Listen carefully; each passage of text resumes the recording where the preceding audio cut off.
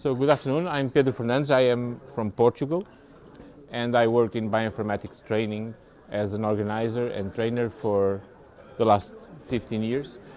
The subject that I'm bringing to you today is I am going to explain a method that I use that is based on mind and concept maps, and I use this method to make very rapid assessments during training. So the motivation came from the fact that when I run feedback questionnaires at the end of the trainings, it's already too late to do anything corrective. So I tend to introduce methods of providing feedback in the middle of the training sessions, and this method happened to bring extra rigor in doing this activity. So the basic inspiration comes from mind maps that you may know were introduced by Tom Buzan in the UK in the 1980s, the end of 1980s, and also on concept maps that are the major author is Novak. The references are there. So mind maps are a very simple idea. So in this context, they are used to group and connect ideas using words as labels. It is sufficient to do very simple connections between the words.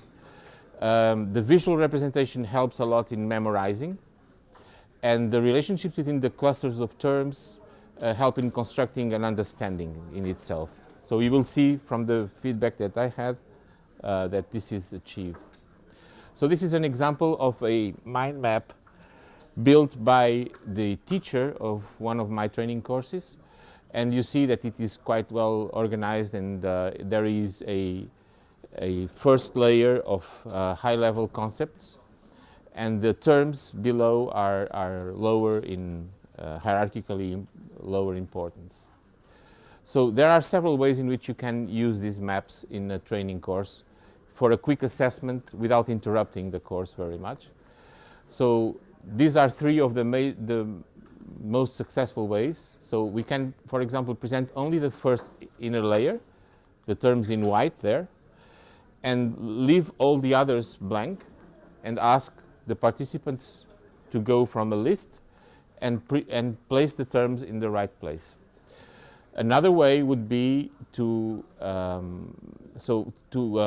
erase entire sections of this diagram and ask people to construct.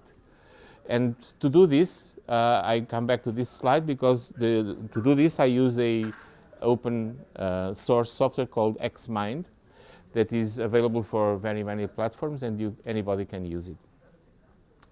So there are more sophisticated ways of using this. For example, there are not this software, but other pieces of software allow you to do mind maps collectively. So you can be in a training room having a mind map projected, and people contributing to this mind map in real time. Typical testimonials, I don't have numbers to show you because I've been using this method experimentally for not such a long time, but people that use this method during the courses gave me this kind of feedback. It was crucial for me to assess what I had learned and gain self-confidence. Another person said, without this exercise, I would not have noticed some of the relevant relations between concepts. So this for me are signs of success. It even added to the understanding of the subject. So going a little bit further, I can go out of the mind maps and go to concept maps that are more elaborate. And they benefit from many extra features, but the major ones for this purpose are that they allow us to classify and label the connections. So they are not just plain arrows, they are connections with meaning attached to them.